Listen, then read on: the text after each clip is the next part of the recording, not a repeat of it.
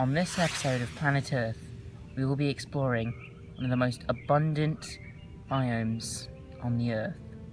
This is Planet Earth BBC, and these are the grasslands. In the grasslands of Eastridge High School, we see a weak member of the Homo sapiens species attempting to carry books.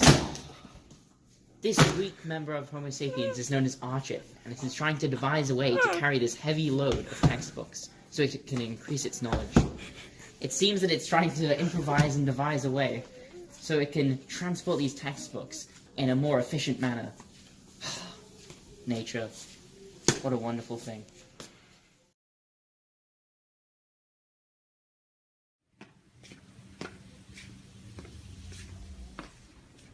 In the grasslands, there are an abundance of organisms. Here, let's get closer. I think I see one now. It's a member of the Homo sapiens tribe. It's Archit. Members of the Homo sapiens are very frightful, so we're going to have to be careful when we approach. It's appearing to drop its knowledge as a defense mechanism, and it seems to be attempting to retreat to Upper Blue. Here, let's follow.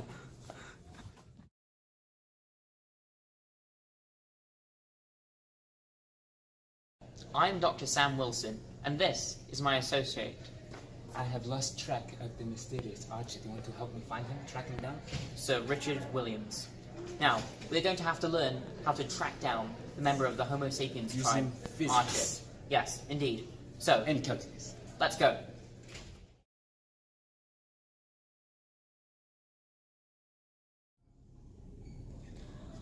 Okay, so basically for our calc project, we decided to do something more interesting, which is implementing physics into the calculus. And after searching online, we found what we wanted, which is a formula for work done.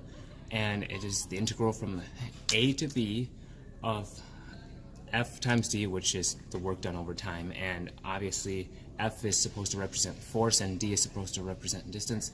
And then to get f, we would need the mass times the acceleration, which is the force equation. And to get acceleration, we would need a velocity, which is v1 minus v0 over t. And obviously, v is velocity and t is time. But to get velocity, we would need to do the distance over time, which is the formula for velocity. So after that, we did a trial to see how long it would take to push one geometry textbook across 3 meters of frictionless surface, and we calculated that and multiplied each of those seconds by 4 because of 4 textbooks that we later added on. So, and then we took the average of the times calculated, got 184.08. We divided that by 3 to get 61.36, and then we also divided that by 8 to get 7.67 seconds because in slow motion time, it's actually 1/8 real time, and 61.36 seconds to push a book across the top of a frictionless surface does not make any sense. So 7.67 would be the correct answer here. And after that, we decided to do 2 more trials to make sure that our data was correct and we didn't leave anything out. So after we calculated our average time, it turned out to be 7.196, which was in our designated range. So to calculate the average velocities of the total, we did the distance over time, all added together for those 3 separate trials. We divided by 3 to get the average velocity, which was 0.417736791 meters per second. And using this velocity number, we can now plug it into the acceleration formula, v1 minus v0 over t, which gives us this equation, which turns out to be 0.05805129494 meters per second squared for acceleration. And then to find the mass of the book, we had to go on Amazon.com, and we found the book, the exact version, to be 5.6 pounds shipping weight. But our formula requires this mass right here to be in kilograms, so we converted this 5.6 pounds to 2.54 kilograms. And we multiplied this 2.54 kilograms by 4 because of 4 textbooks to get 10.16047 kilograms.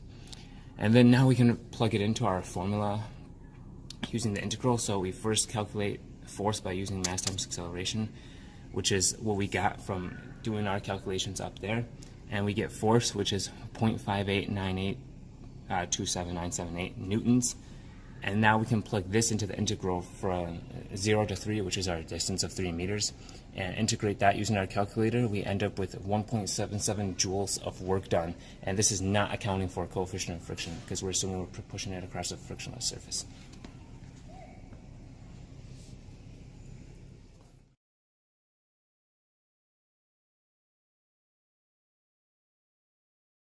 Here, we have tracked the elusive Archet, a member of the Homo sapiens, to a new habitat, Upper Blue. This individual is closely guarding the knowledge which he tried so hard to move across great distances. After analyzing the physics of how he did this, we can now say for sure that this individual of the Homo sapiens species is truly one of the most wonderful and complex. Nature truly is wonderful.